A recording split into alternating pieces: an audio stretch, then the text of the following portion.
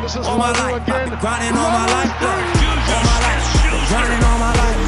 Sacrifice, hustle, pay the price. Wanna slice, throw the dice, that's why. All my life, I've been grinding all my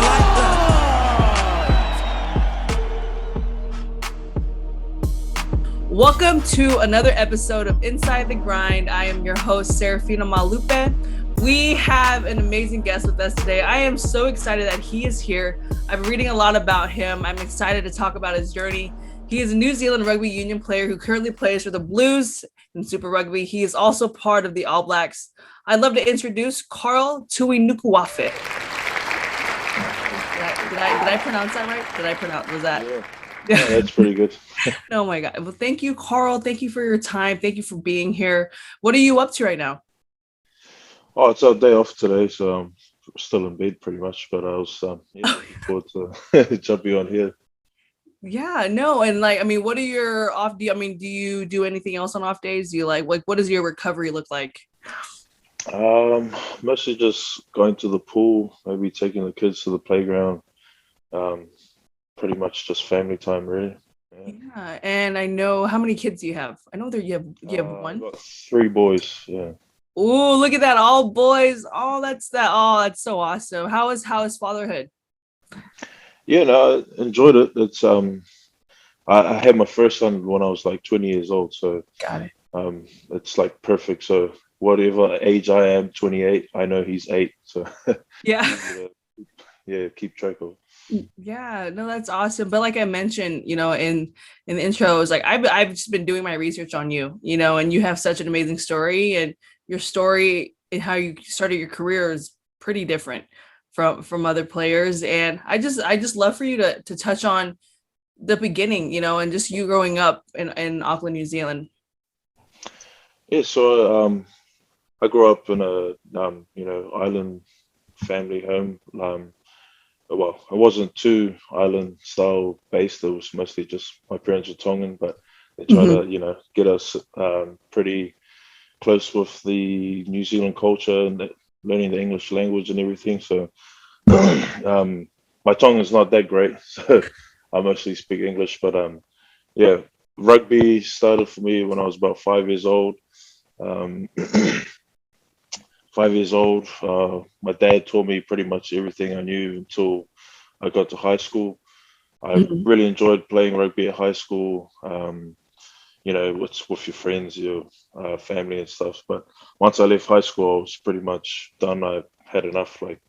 I got married to my wife maybe a year or 2 out of high school, and I stopped playing for about 5 years. And then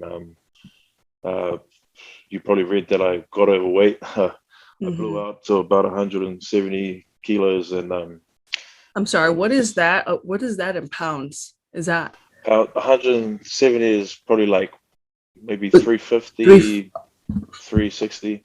okay? Something like that. Yeah, of course. Okay. And then wait, is it 360?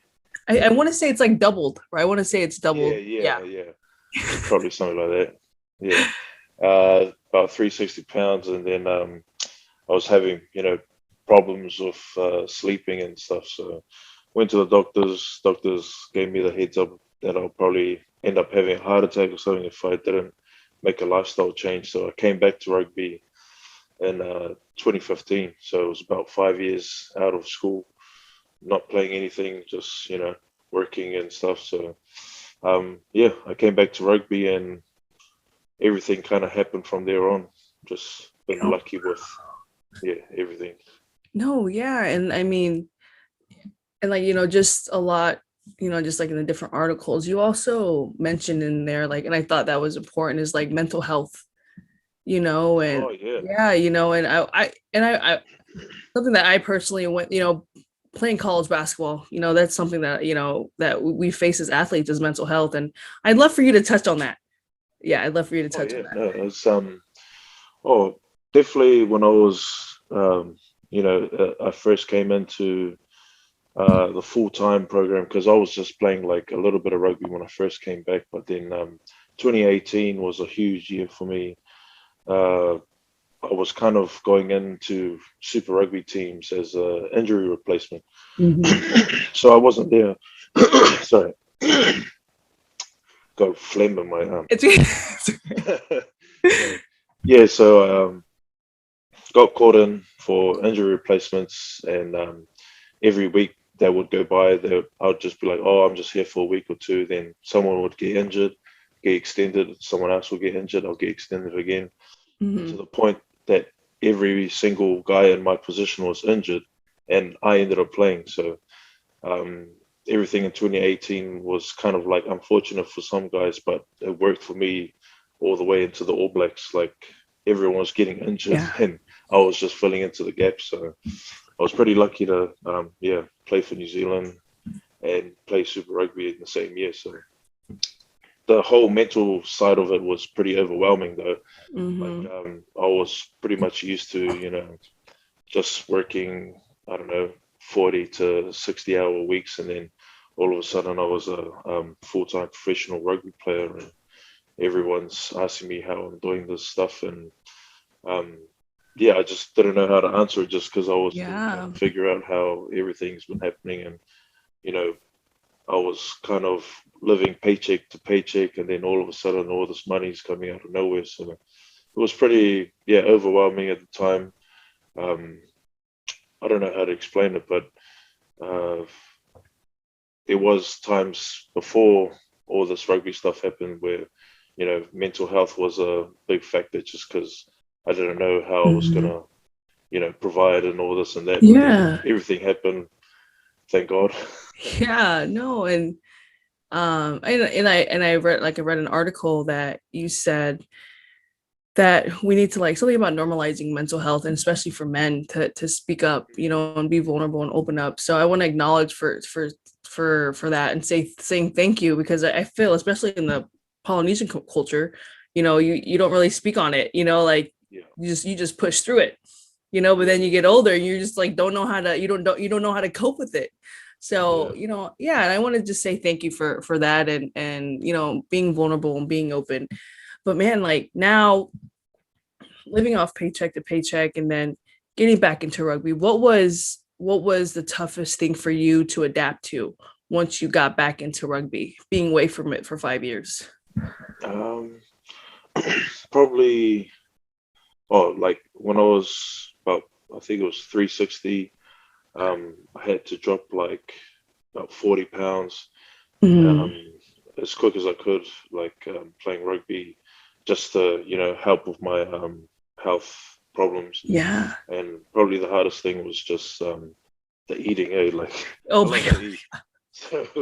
So I lost 40 pounds within about a couple months, or maybe a month and a half, and then I got stuck at about 300 pounds. I got stuck about there, and it was still hard to try and lose it. But definitely the eating was probably the hardest thing about getting back into rugby, because there was, I'll do the training, but the eating was Well, did they put you on a nutritional plan, a nutrition plan? Once I got into the professional side of it, they got me on nutritional plans, and we get our skin folds taken every couple of weeks. So they keep on top of everything we're doing, weigh us in all the time, and they keep on top of it. What did the nutritional plan look like? How was it strict? Oh, I wasn't allowed to. I'm still not allowed to, but I have to send photos of all the food that I eat.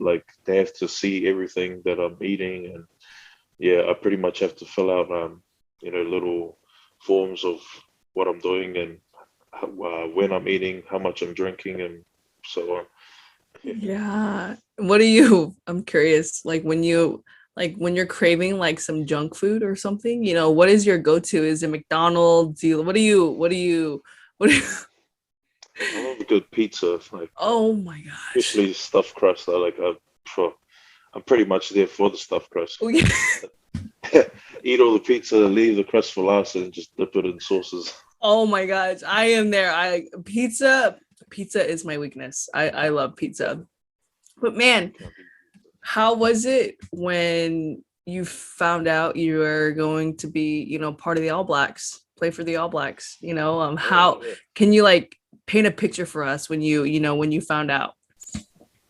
I think I was still an injury cover for the Chiefs at the time, Hmm. the Chiefs Super Rugby team, and we went on tour to South Africa and for 2 weeks. And when we came back, I think that was like close to the end of my contract, like because I was just playing week to week and so on. But we got back and I was living in like a garage-sized one-bedroom flat. I only had one son at the time, just me, my wife, and my boy. We had a little flat, yeah, a little shack. Uh, Hmm. and I got a phone call, and it was like wondering who it was, and he said to call me back. This is the All Blacks manager. And I was like, oh, what the? So I called him back, and then I thought it was a joke. I thought one of the boys was like trying to joke around with me and be like, hey, it's the All Black manager. I was like, yeah, whatever.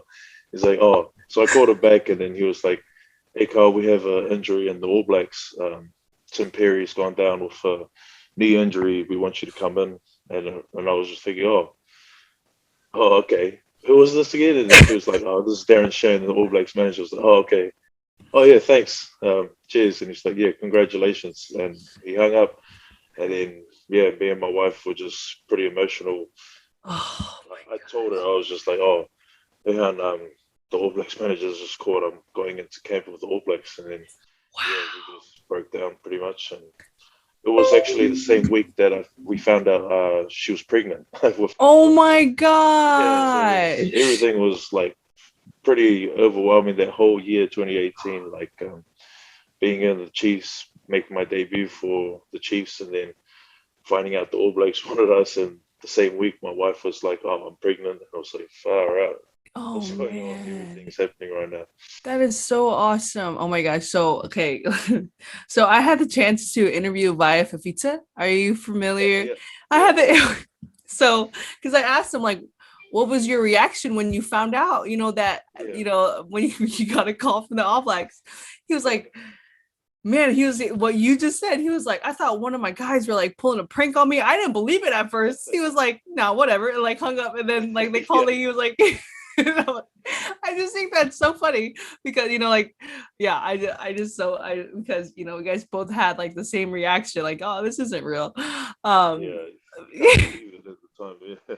yeah, but please tell us how playing in your first match, having that, and just being part of that, like gosh, doing the haka, all that. How was that? No, it was crazy. My first week in, I think we were playing against France, and the whole week was just crazy. I couldn't like get over how crazy the support from like fans, family, everything. Like I couldn't open my phone because it was like just hundreds and hundreds of messages backing up, and people I don't even know was like congratulating me and stuff. And Wow. going into that week, uh, I was pretty surprised I got named in the team because I was just there training. And when I was named in the team, I was like, oh man, I'm playing this week. So I told all the family, and my family was all getting ready to come and stuff. And just pretty much getting on the field, we started singing the anthem, and I got emotional. Like I can feel the like emotion now just thinking about how crazy it was standing on the field, singing the national anthem. Because as a kid in primary school, we used to like sing the national anthem all the time, and then standing on the field wearing the black jersey, I was like, I started crying. It Oh was like all man. over the media, like me crying, but I couldn't like, I couldn't, I don't know, understand how within a year, like I was like just working as a security guard, playing a little bit of rugby with North Harbour, and then all of a sudden, like within a year, I'm wearing the black jersey. I just yeah couldn't understand how this was happening to me. So I just got emotional. Yeah, Wow. What do and I saw that, yeah, you were a bouncer, or was that you were yeah, like you were a bouncer, and like you mentioned, you go from working as a bouncer, living a paycheck to paycheck, and then like all the like year later, like mm, Yeah, all of that within a year. You know, you're playing for the All Blacks. What do you think it was for you that made that, like, all of that happen? You know, what do you think it was? Um, I was like, I was pretty lucky. Like, when I was playing a bit of rugby, which is just provincial stuff, it's not full-time professional. It's just like maybe 3 or 4 months of competition where you get paid a bit, little bit, but that's only one part of the year, and the rest of the year you got to go to work and stuff. But Mm-hmm. I had like coach named Tom Coventry. He was our coach at North Harbour, and he put in a word to the Chiefs coach, like saying, "Yeah, I got this prop. He doesn't have a contract. You want to just take him on board for the preseason? Like, you don't have to fully sign him. Just as a favor to me, look after this kid. He's got some potential." So I went in as a favor from my coach with my North Harbour team to the Chiefs, and the Chiefs had me there, just training, week to week, like I said. But then once all those props got injured and I had to like fill in, I was pretty lucky to do that. And then everything happened from there, and I give it up to Tom Coventry for kind of putting in that word for me, because I would have never been in the Chiefs, and then not being in the Chiefs, I would have never been in the All Blacks. So it comes back to Tom, putting in that good word for me to just come in as a preseason.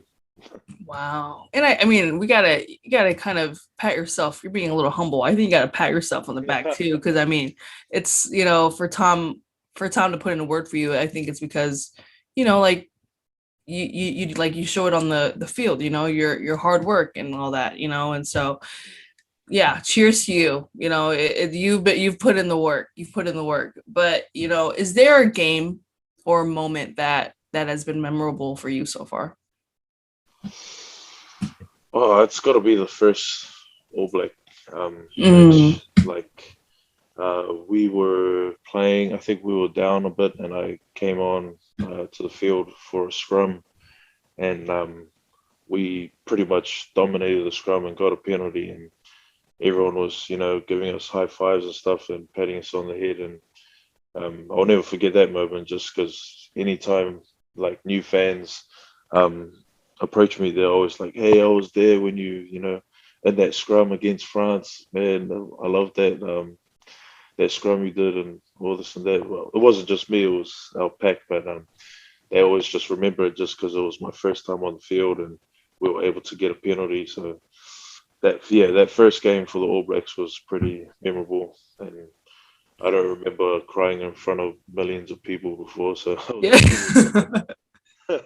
No, but definitely. I yeah, mean, yeah, that's like a memorable moment, because even us in the US, like, the All Blacks is like that team that we know, like, in rugby, that's like super popular, okay. like, me personally, like, when I think of rugby, I think of the All Blacks. So just having that, just being part of that, that's so awesome. I think that's just so awesome. Do you have a ritual or like a routine that you do before games? I usually like to eat pizza the night before. Oh, really? Usually like everyone hates Hawaiian, but for some reason I like Hawaiian pizza. Like, Oh, with I like the I really like pineapple. pineapple. Yeah. So yeah, Hawaiian pizza with some stuffed crust, and yeah. Oh my God. Is there a spot that you usually go to? Like, I'm a pretty like low key. I don't really worry about anything much, so I just go to Pizza Hut because it's one down the road from me. Yeah, I just yeah. order in at Pizza Hut, and yeah, that's No. probably what I usually eat. Just the car, you need the carbs, so Exactly. use Exactly. that. Yeah. You need the carbs, and you need the Yeah. carbs. Hold on. And then can you also just touch on, I asked Via this. I had Nigel Vangan on here. I asked, how does it feel to play, with no helmet, no pads, because you got the football players over here wearing helmets and pads, because I mean, like, because you guys hit hard. So how does it, like, I don't know, like, how do you do it, and what is the worst injury you've had? Worst injury wasn't too bad. Like, I snapped the fibula in my leg. Like I think like someone held onto my leg. I was like about to fall, then someone came and dived Oh at it my and it god. like snapped. But that was probably the worst. But I guess like we get used to, we grow up playing rugby, so we're used Hmm. to no pads and just pretty much getting hurt all the time. Yeah. So it's yeah, you get used to it. It takes a little while to recover, like after games and stuff. So um, Yeah. I'm sure it's the same for football players too. Like they got some pretty big hits with even if they got pads on. Yeah. It's crazy. No, for sure. I was just curious. Yeah. But are you just able to share a story where you faced adversity, in your career and you had to overcome a tough challenge? Um, in my career, oh no, yeah. So 2018 was pretty much my breakout year.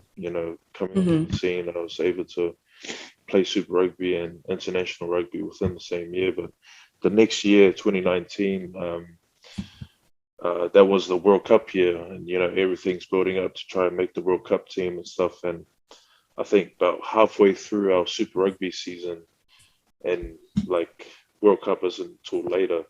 I got sick halfway through Super Rugby with meningitis, and I was out for like 10 weeks. Pretty much wasn't allowed to do anything for about 10 weeks. I wasn't allowed to get my heart rate up or anything, so I couldn't even exercise. So I got pretty heavy again. And coming back from that, everyone's trying to make the World Cup team, and I was thinking, oh, like it's pretty much done for me. So um, yeah, I had to kind of, get myself back into shape and play for North Harbour while everyone went to the World Cup, and I missed out just because, like I wasn't able to play and Yeah. play myself into the team, and it was tough for me, not just because I didn't make the team. Like it was understandable. There was a lot of guys who played really well that, filled in into their spot. So it was just more of the it was a scary time, like for my family. My wife was like scared that I was gonna die.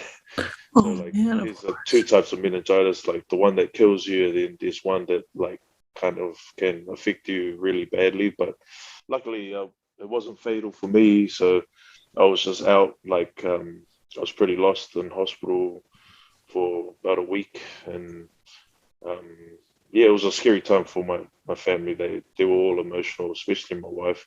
Couldn't Yeah. understand what was happening, but yeah, it was a pretty crazy time. And gratefully, gratefully it wasn't fatal, So what would you say, through that moment, through that time, what helped you get out? What helped you every day? Like what motivated you every day to keep going, just through those tough moments? What helped you? It was definitely my wife. She's Yeah. always been beside me since we left school together. We went to uni together. We got married quite young. I think I was like 19 when I got married. We got married, and then yeah, she's just been by my side the whole time. Like when I talk about mental health, I've been pretty lucky to always have someone to talk to. She's always helped me. Whenever I'm feeling down or um, struggling with something, she was able to get me out of that kind of dark space. Yeah. Always knew the right thing to say. Yeah, I've been pretty blessed. I thank God every day for her. Like, um, she definitely helped me through my darkest days. Oh man, that's so beautiful to hear. I love that. I really love that.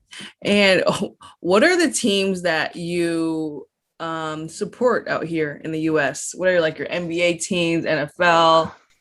Yeah, since I think because I wasn't watching it as a kid, but once I left high school in 2010, I was a fan of the big three with the Clippers, like Lob City, Blake Griffin, CP3. I stayed loyal, we were Yeah. knocked out first round every year since then. So to be against the Utah Jazz this season, it's we're pretty happy. Yeah. Do you have an NFL team? Raiders, even though I'm not doing the best, but like it's always been the Raiders. That was the first game I ever watched. I can't remember. Oh man, it was what year it was, but yeah, I remember going to a Raiders game when I was about 13 or 14. Yeah, But all my family over there is fans. They're all 49ers fans. But I that's was just a right. fan of 49er yeah, gang, baby. 90 gang, yeah, bang. 90 gang. yeah. That's That's my them there. yeah. All my family there, Niners fans, like crazy. But since the Raiders was my first game, I went to. I was like, oh sweet, I'll support this team, not knowing that they weren't doing the best. But Yeah, oh, well. no. Well, shout out to your family. They already know what's up. They already know. They already know. But where is your family from? You know, in Tonga, like what are your roots? My dad's family's from Kolofo'o, and my mom's family is Havkatolo. But um, yeah, I've only mostly been. I can't remember the last time I went to Tonga, but it's been a while. But yeah, I'm hoping to go back soon to catch up with my family over there No, after this whole definitely. COVID thing. Yeah. Oh yeah. Yeah. How are the restrictions though out there in New Zealand and Auckland? New Zealand's pretty good. Like, no one wears masks. No one like. You only have to wear masks if you're like flying Mm. businessly around the country, but pretty much everyone's back to normal over here. We've been pretty lucky, and now there's a trans-Tasman bubble, so we can like fly between New Zealand and Australia Oh anytime. yeah. No quarantines. Yeah, it's pretty good. Oh wow, that's awesome. Okay. Carl, what my show is about, Inside the Grind. We talk about the process, it takes to get to where you're at, to become an all black, to play on for the Blues. And I really want to, I really would love for you to touch on like the process it's taken you, because, it's not easy. It's not unicorns and rainbows, the whole process, and I would love for you to touch on the process that's gotten you to where you're at. Um, I think because it's kind of different for me. Like, I didn't continue playing after high school, and a lot of guys go through. There's those levels of teams when you're in high school. You play for secondary schools. There's an under 20s program, like so on, and you kind of build up into Super Rugby. But I kind of didn't get to do all that. Like most of the time, I was not fit enough. I wasn't like I couldn't keep up with the fitness programs and stuff because I was pretty big, like even in high school. But I guess for anyone who's not like making those teams, uh, uh, thinking that that's the kind of like path that you have to take. It wasn't the path I took. So like I guess for me, just working on what you're good at, I found something that I was good at, which is scrummaging, and I'm not really good at anything else. But uh, so I just was trying to like be the best at it. Just keep scrummaging, keep doing what I'm good at, and then like eventually people found out that like, oh, this guy's not bad. He's pretty good. Good at what he's good at. So you get noticed for what you're good at. So I guess even if you're not going through those programs, don't ever like kind of give up on that. Thought of, oh, I didn't go through secondary schools and 20s, and I didn't play for these teams to get there. So if you just keep finding what you're good at, try and perfect it, try and get better at it every day, you can get noticed from like wherever you are. Because I was noticed from the bottom and made it to the top like pretty quick. So yeah, I guess don't just think that there's one way. There's always like different ways, like the path that I took is yeah, it's kind of Definitely. like that. No, thank you for sharing that. Like you mentioned though, like you were at the bottom and you made your way to the top. What would you say is like the certain mentality that you need, certain mindset that you need to to do what you did, pretty much just to overcome what you did, and are you able to share that? Yeah, I think it's like a mentality that you like, because obviously everyone, especially Pacific Island people, they want to be humble, they want to keep their head down, not say much, but inside, like mentally, you got to have like a mental thing where you're just like, nah, I'm the best. You're not gonna say it out loud. You're Oh not gonna be yeah. like, I'm the best, everyone, but like in your head, you gotta like kind of believe I'm the best. I'm the best. And luckily for me, I had my wife who she believed in me more than I did, because I would always tell her, "Oh, let's go overseas and just play somewhere and make a little bit of money and like kind of skip everything and not have the potential to make it to the top," because I didn't really believe that. But she was always like, "No, you could be an All Black," and I used to laugh and be like, "All Black? What? I Wow. can't be an All Black." Like, because she had that kind of belief for me, and once she had that belief for me, it kind of helped me believe in myself. So in my head, I was just like, yeah, nah. In my head, I was like, nah, I'll be the best scrummager. I'll be the best, prop and blah blah blah in my head. But you got to have that kind of mentality and belief in yourself, because you're not going to go anywhere if you don't believe you can do something. And I think it's also important, like what you've mentioned, is it's important who you surround yourself with. Like listening about you talking about your wife, it's just amazing. And like her believing in you, telling you, yeah, you can be an All Black. Like, don't count yourself out. Like, you gotta believe in yourself, which is, I love that. What would your advice be to someone who wants to become the next you, or who wants to fulfill rugby as a career? What would your advice be to them? My advice, oh man, I'll probably say the same thing. Just find that thing you're good at, like whatever position you're in. If your core role is to kick, if you're a first five, or your core role is to scrum, like us as props, and whatever your core role is, just keep working at it. Try to be the best at it. Reps, like nothing beats reps, because nothing will beat experience. Nothing can ever beat experience. So like the more you do something, the better you get. Like you can't get better just like practicing by yourself. You got to go out there and like do it live, like for real. Do that as much as you can. Try to get better at it. Be the best you can be at it, and someone will definitely notice that. Yeah, like you mentioned, it's consistency. In order, you gotta be consistent in it to be great at it. You gotta do it every single day, even on the days where you don't feel like doing it. No, and that's a huge message. So thank you for sharing that. We are in the home stretch of our interview, and I would love to do some rapid fire questions. So the first thing that comes to mind, it could be a word, an answer, it could be anything. Okay, alrighty. First question: what is a habit you wish you started earlier?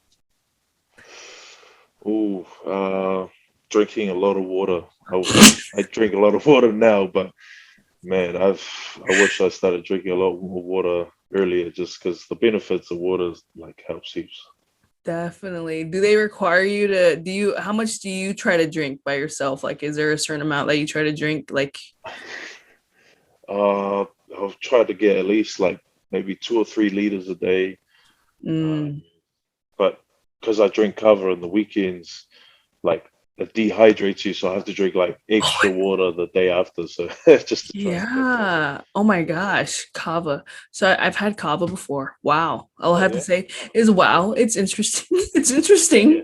Yeah, so interesting. That's all I gotta say. I just remember my tongue being numb. That's all I can. Yeah. That's all I can remember. Yeah. Okay. The second one is, if you could have dinner with 4 other people, dead or alive, who would those 4 people be? Ooh. Um, Maybe my 2 grandparents, and oh, I don't know, maybe Michael Jordan, and Ooh. who would be the fourth? Man, um, I can't even think, but yeah, maybe Michael Jordan, and who's another great player? Is Bo Jackson still alive? He always like Bo interested me. Yeah, Jackson. I think that's. the old Raiders Oh, that played I don't baseball as know. well. Oh, I don't know. Okay, Oh yeah. yeah, Bo Oh Jackson. no, dead or alive? Yeah. So I'm Dead or not too alive. sure. But yeah. Okay, Bo Jackson, Michael Jordan, and your grandparents, both your grandparents. Awesome. Okay. Third, favorite teammate. Third. Oh, You said sorry. third. No, sorry. Oh, That third oh, question. third. Sorry. So I was like, No, oh, no. okay. No, third question, your favorite teammate. Favorite teammate. Phew. Right now, I'll just say Jacob Pierce, because he sits right next to me and he's always like in my ear, like, "Oh, come over, have cover at my house." He's a Palangi guy, so it's pretty weird. Like I find it interesting where he's like, "Come on, have cover at my house." Yeah. You even drink cover? It's like, "Yeah, come on, come on." So okay, but yeah, he's a young kid, so Aw. yeah, I try to look after him. He's a good dude. Oh, nice. Okay. Okay, Jacob. Shout out to Jacob. Okay. Fourth one. What is the best advice you've ever received? Best advice. Man, there's so much. Maybe what's the best advice? Man, I can't even think of it. But there's this teacher at school, Mr. Sanson. He would always be like, well, like I think he was joking, but I think he was serious as well. But he would always be like, "Oh, all you kids are gonna either end up in jail, or like you're just gonna be unemployed because you're all lazy. You're all lazy." So like, kind of made me think, "Oh man, I don't want to be lazy. I don't want to be that guy going to jail. I don't want to live up to what he was telling all of us when we were Mhm. young." But yeah, it kind of drove most of the kids at school. So Oh, shout out to Mr. nice. Sanson. Shout out, Mr. Yeah. Okay. Okay. The fifth one is, what's the biggest lesson you've learned in the past 12 months? Biggest lesson in the last 12 months would probably be uh, my nutrition. Like, I've learned like quite a bit about my own body. Like, I can put on like 4 kilos in a day and then like lose 4 kilos by tomorrow. Like, it's crazy how my Really? body works with food, water. Like, I hold quite a lot of water. Like, my water retention in my body is like pretty high. Like, I hold a lot of water. So if I just, go to the sauna or I just stop drinking too much water for the next day, it kind of like drops real quick. So learning a lot about my body nutrition wise was probably the biggest lesson in the last year for me. Wow, that's awesome. That's awesome. Alrighty, the last question is, I want to continue to highlight our Pasifika athletes. Who is someone that you'd like to see on this show? On this show, ooh, man. Um, Probably I'd rate as one of the best players right now. Um, from New Zealand at least, Richie Mo'unga. Oh, He's the first five for the All Blacks. He plays for the Crusaders. I've watched his All Access. It's pretty crazy, the way he trains and stuff. I'd rate him as probably one of the best first fives in the world, probably. But yeah, he's pretty okay. good player. Richie Mongo. Okay. Oh no, I will work on that. I will. Thank you for that. Thank you for saying that. But Karl, I just want to say thank you so much for joining my show, sharing your story. I just want your story to overall inspire and give hope to anyone listening to this, and showing them that they can achieve anything they set their mind to. And gosh, I have so much love and so much gratitude, and I wish nothing but the best for you and your career. Thank you all for tuning into Inside the Grind. Thank you so much, Karl. No worries. Thanks for having me.